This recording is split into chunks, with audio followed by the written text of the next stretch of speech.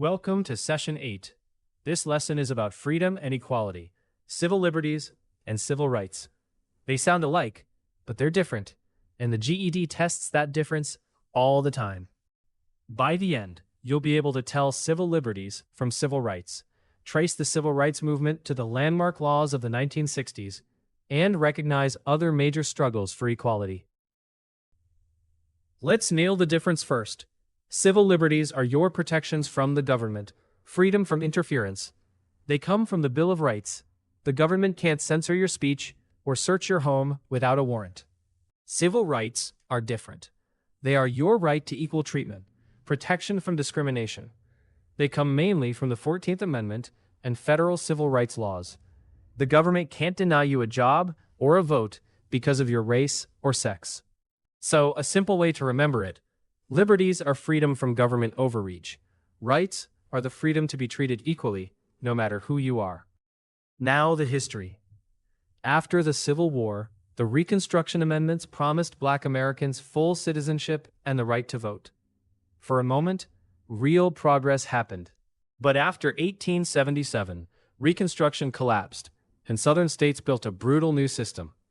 Jim Crow laws forced segregation in schools, buses, and public life, while poll taxes and literacy tests blocked Black citizens from voting despite the 15th Amendment. And the Supreme Court gave it legal cover in Plessy versus Ferguson in 1896 with the separate but equal doctrine, though Black facilities were never actually equal. Out of that injustice grew the Civil Rights Movement, a mass campaign that combined legal challenges, nonviolent protest, and political organizing. Several key groups led it. The NAACP fought in the courts. Their lawyer, Thurgood Marshall, won Brown versus Board. The SCLC, led by Dr. Martin Luther King Jr., used nonviolent protest. SNCC was student-led, famous for sit-ins and voter registration drives. And CORE organized the Freedom Rides. Together, they applied pressure from every direction. The movement built momentum through a chain of pivotal moments. In 1954, Brown versus Board struck down school segregation. The next year, Rosa Parks' arrest sparked the Montgomery bus boycott, 381 days of walking. In 1960, student sit-ins in Greensboro spread across the country. And in 1963, 250,000 people gathered for the March on Washington, where Dr. King delivered the I Have a Dream speech. Then, in 1965, the Selma to Montgomery marches and the violence of Bloody Sunday led directly to the Voting Rights Act. All that pressure produced three landmark laws. The Civil Rights Act of 1964 was the most sweeping in U.S. history. Title II banned segregation in public places like hotels and restaurants.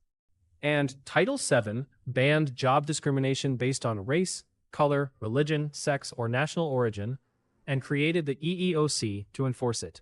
The Voting Rights Act of 1965 banned literacy tests and the barriers that had kept Black citizens from the ballot. And the Fair Housing Act of 1968 banned discrimination in buying or renting a home. The Black freedom struggle inspired other movements for equality. Women won the vote with the 19th Amendment, then equal pay protections, and Title IX in 1972, which banned sex discrimination in any school program that gets federal money.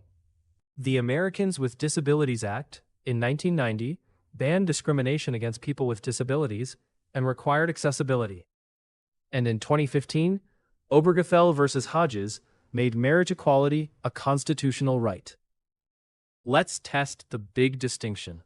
A journalist criticizes a segregation policy without being arrested, while restaurant customers are denied equal service by race. Which statement is correct? Pause and choose. The answer is A. The journalist's freedom of the press is a civil liberty, protection from government. The customer's right to equal service is a civil right, protection from discrimination. Press freedom protects you from the government. That's a liberty. Equal service protects you from discrimination. That's a right. Liberty is freedom from. A right is freedom to be treated equally. Let's recap Session 8. Civil liberties are freedom from government. Civil rights are the right to equal treatment. After Reconstruction, Jim Crow and the Plessy decision legalized segregation. The civil rights movement, led by groups like the NAACP, SCLC, SNCC, and CORE, won the Civil Rights Act of 1964 and the Voting Rights Act of 1965. And that movement inspired the fights for women's, disability, and LGBTQ+ rights.